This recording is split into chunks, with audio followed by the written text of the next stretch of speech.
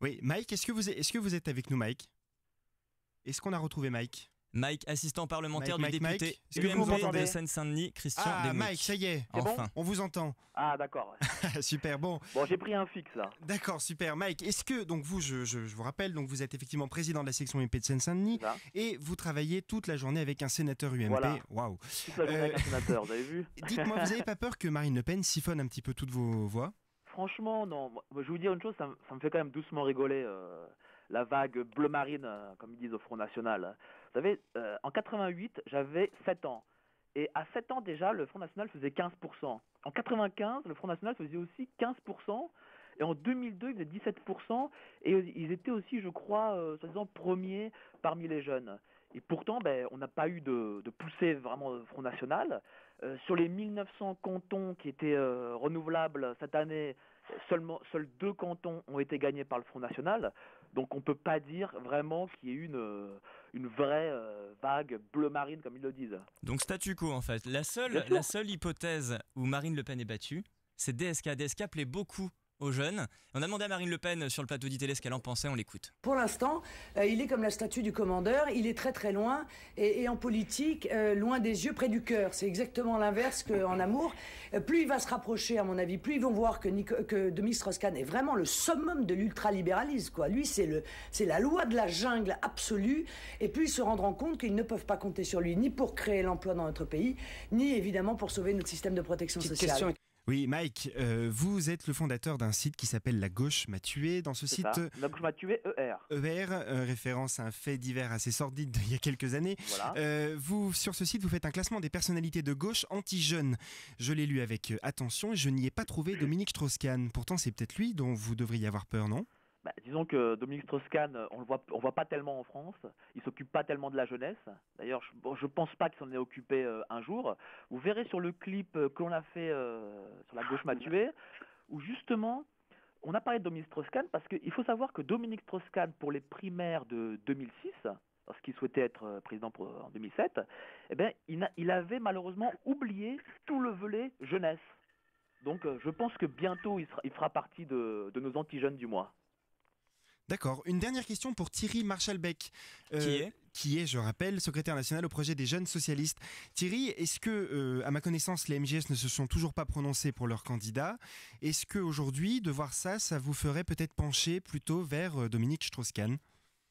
Non, nous on va pas prendre position par rapport à un sondage, notamment parce qu'on le voit, et cette émission l'a tristement remarqué, c'est que quand on voit qu'il y a un socialiste qui arrive en tête, vous dites que c'est Marine Le Pen qui arrive en tête, vous avez Ségolène Royal qui fait des excellents scores.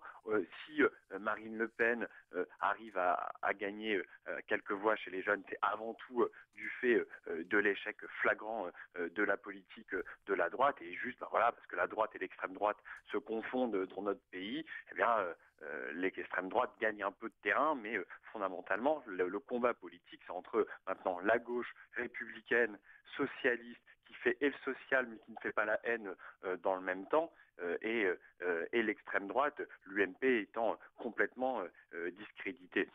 Donc on voit bien que c'est pas par rapport à des sondages qui ne sont faits que pour faire des coups d'actualité et des coups de buzz pour quelques médias qu'on va prendre position. Ce qui nous intéresse, c'est quelles sont les réponses qui répondent aux aspirations des jeunes, qui galèrent dans leurs études, qui souhaitent trouver un emploi, qui souhaitent pouvoir voir leurs parents, leurs grands-parents avoir une retraite décente, qui souhaitent pouvoir aller à l'hôpital sans avoir besoin de sortir la carte bleue en même temps que la carte vitale. Et là-dessus, je pense que tous les candidats socialistes apporteront des réponses lors de la primaire, et le meilleur d'entre eux sera désigné et gagnera l'élection présidentielle. Eh bien que le meilleur gagne. Allez, dernière info du sondage Ipsos Goum Radio, et là encore c'est une surprise.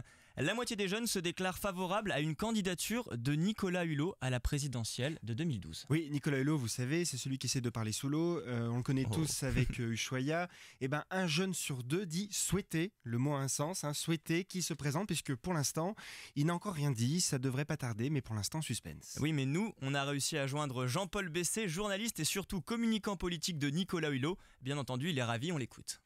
Ces chiffres me réjouissent, avec toutes les précautions d'usage qu'on doit donner sur les sondages. Ce sont incontestablement on sent là un désir, un besoin par rapport, je sais pas par rapport tellement à la personnalité de Nicolas Hulot, même si ça joue, mais par rapport à la thématique écologique, à la montée en puissance donc de cette préoccupation-là qui peut entraîner un vrai changement de société. Donc je m'en réjouis. Je m'en réjouis fondamentalement, d'autant plus que je pense, si j'ai bien lu votre sondage, et les résultats en particulier pour l'extrême droite, appelons-la par son nom, le nationaux-populiste, qui remporte un certain succès pour l'instant, que la candidature écologiste de Nicolas Hulot peut être une réponse à cette angoisse, à ces peurs et à ce vote un peu refuge de colère sur le Front National. Alors le vote Hulot, une alternative ou pas au vote Le Pen, hein? À qui on peut demander ça? On va demander ça à nos amis. Mike, vous en pensez quoi? Très franchement, le vote Hulot, j'y crois pas trop. Vous savez, les Verts n'ont pas grand-chose à proposer, surtout de la décroissance. Je pense que l'UMP a quand même fait, enfin le gouvernement actuel a quand même fait beaucoup pour l'environnement, avec le Grenelle d'environnement 1 et 2. Et très sincèrement, mettre un animateur télé à la tête de l'État, ce serait pas crédible. Disons que j'aimerais pas qu'on se foute de notre gueule à l'étranger, quoi. Il fait peur à la gauche, Nicolas Hulot, non? Thierry Marchal Beck, secrétaire national au projet des jeunes socialistes, rappelons-le.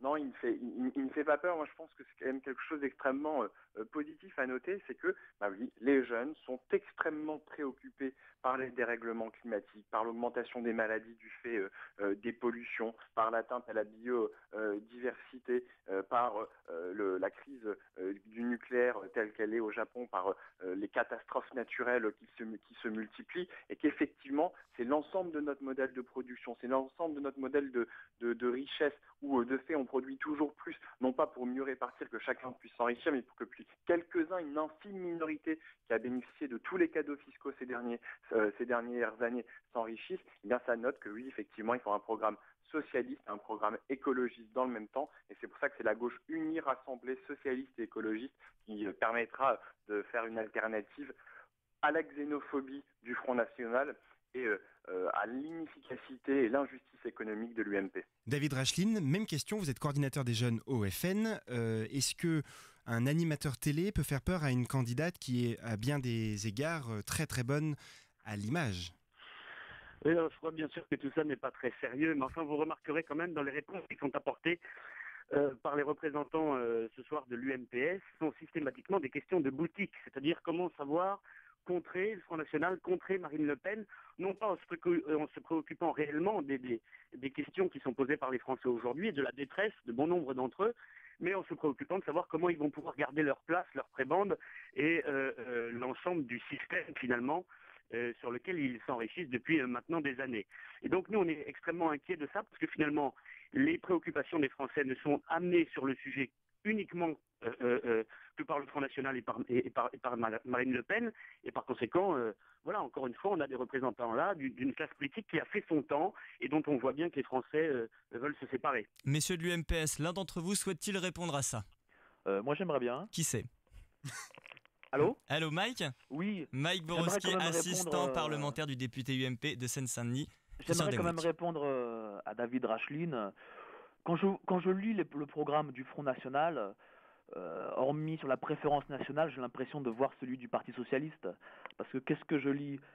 C'est réserver l'aide sociale, RMI, AME aux Français. C'est quoi? C'est affirmer la priorité de distribution d'HLM aux Français. Enfin, revalorisation des retraites. Enfin, c'est un parti socialiste. Je veux dire, c'est une vraie vision économique marxiste et socialiste. Et donc, hormis la xénophobie du Front National, il n'y a rien qui différencie le Front National du Parti Socialiste, voire même du Parti Communiste. Je ne suis pas sûr que Thierry soit tout à fait d'accord avec ce que vous venez de dire, Thierry, qui est donc le secrétaire national au projet des jeunes socialistes. Il devrait l'être.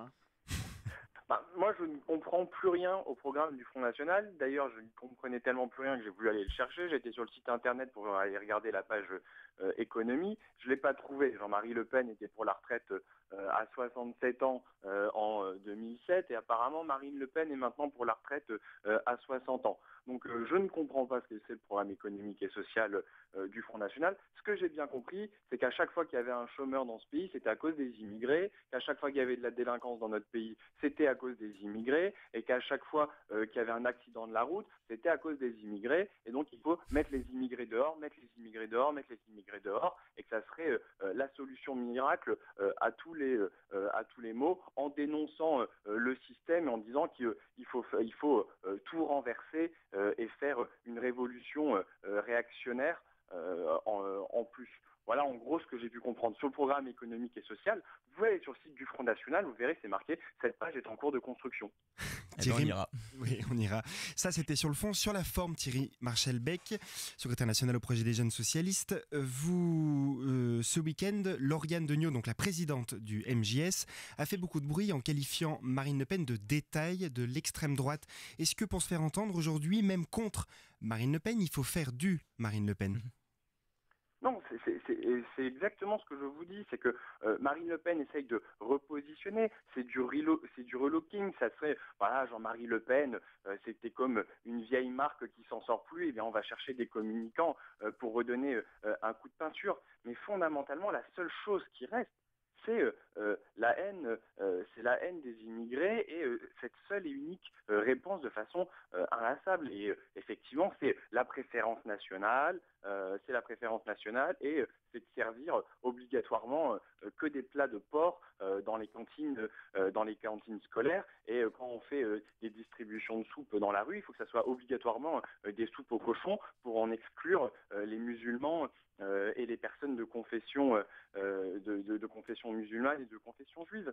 C'est uniquement ça. Et donc là, effectivement, Marine Le Pen n'a en aucun cas un changement. Et donc dans la longue et triste histoire de l'extrême droite en France, de Maras, de Barès et de Jean-Marie Le Pen et de Poujade, Marine Le Pen aujourd'hui n'est qu'un tout petit détail. Point final, ce sera le mot de la fin. Merci à vous trois d'avoir participé dans le calme. Salut Cyrielle. Salut. Et surtout, merci à vous tous d'avoir écouté ce premier numéro de Meeting, ton nouveau rendez-vous politique hebdo sur Goom Radio. Meeting continue sur Facebook, bien sûr, goomradio.fr. Lâchez vos commentaires. Allez, à la semaine prochaine. Salut à tous. Salut.